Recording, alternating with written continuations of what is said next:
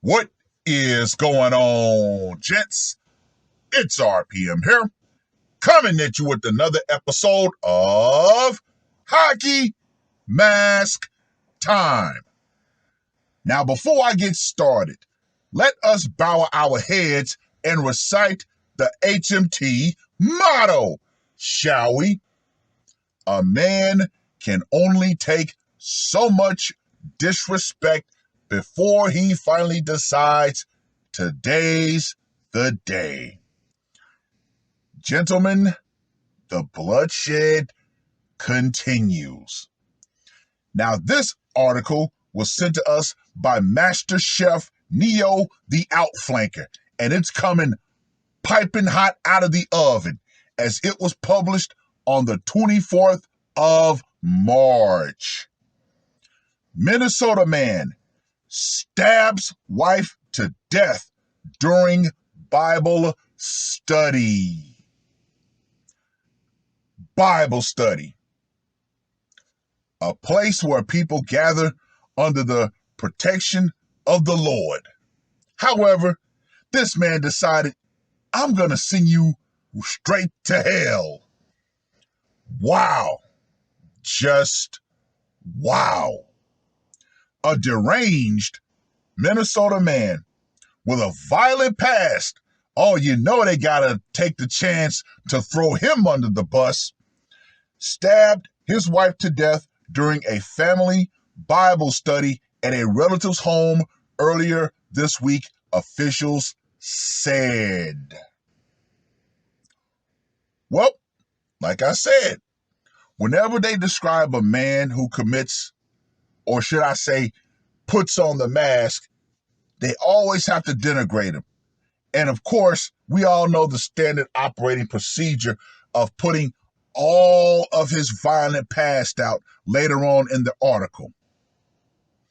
Robert Castillo, 40, of St. Paul, was charged with second-degree termination of his wife, 41-year-old Corinna Woodhull, after reportedly knifing her repeatedly at a St. Paul residence at around 9 p.m.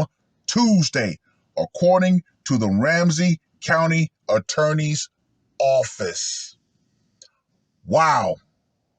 You look at this guy's mugshot, you look at the tattoo on his neck, yeah, he does fit the profile of someone who will stab the shit out of you.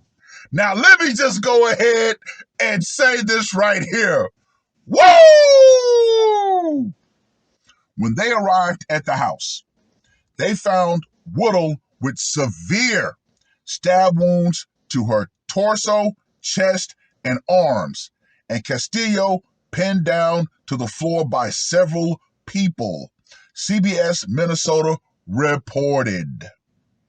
Woodhull, a mother of 5, or as Terrence Popp would say, a serial bad decision maker, was taken to Regents Hospital where she was pronounced offline. Castillo's sister told investigators that she hosts a Bible study at the home on Tuesday nights for members of the family. Woodhull and Castillo arrived uneventfully and sat next to each other on a couch, according to a criminal complaint obtained by the news outlet. At one point during the meeting, Castillo whispered something into Woodhull's ear and then allegedly stabbed his wife repeatedly, according to the complaint. Now, I wonder what he could have whispered into her ear.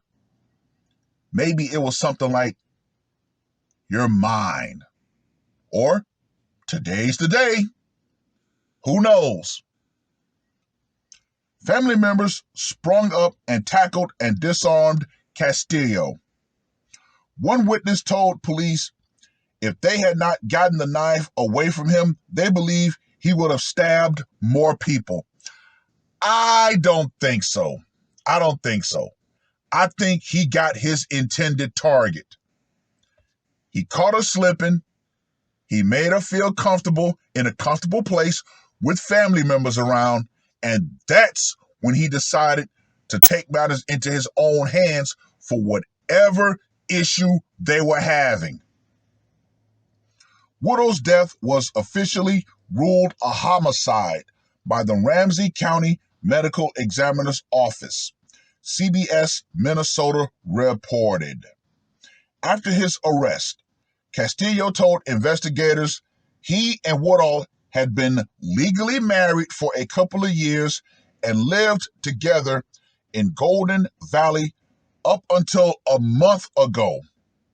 He declined to say why the couple no longer lived together and then demanded his attorney according to the complaint. Castillo's brother, who was also at the Bible study during the stabbing, told cops Woodhull and his brother had been having marital problems. Well. The question I would immediately have, what was the source of those marital problems? Now, it doesn't go into whether or not the kids were his or, well, we can pretty much surmise that they were legally married for a couple of years and she has a mother of 5.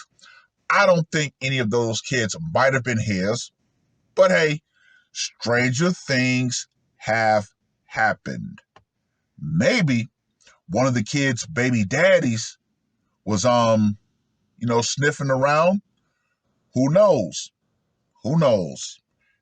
But we're going to go ahead and say, you know what? That might have possibly been the source of why he decided to put the mask on. Anyway, let's get to that scorecard, shall we? For location, went down in a relative's home around family. I gotta go with a 10 on that because she thought she was safe. Method of execution, obviously the hot butter knife of doom. Psychological impact, I'm gonna give that one a 15 right along with the method of execution. Why?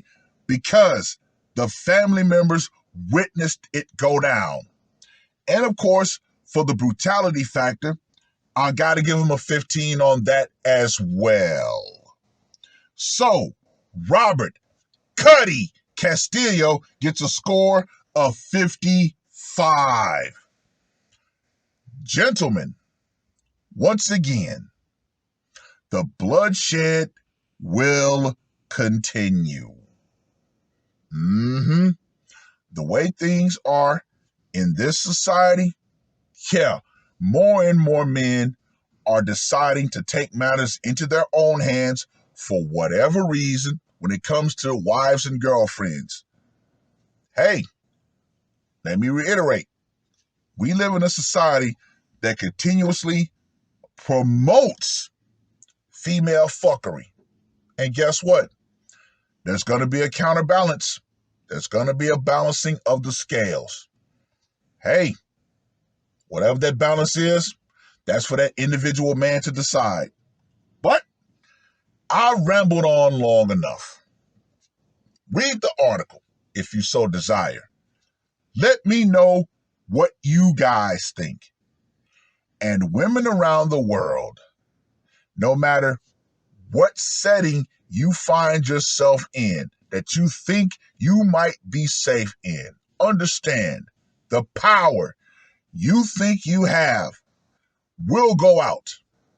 Feminism and the idea that there's always going to be this invisible force shield is going out right along with it. Because in this woman's case, there were men there and she still got juked to death. That's what I'm saying. When the time comes, no matter where you think you are, no matter how much protection you think you have, nothing will stop a determined man who's decided that you're the bane of his life. Mr. Castillo, he's going in the cage. But guess what? you're going to the morgue and you're going into that pine box. It is what it is. That's all I got to say for this one. RPM, I am out. Murder on my mind, yeah. Losing all my hope, yeah. I'ma do the crime, yeah. Fuck the red or blue, I'ma take the black pill, yeah. Fuck the red or blue, I'ma take the black pill.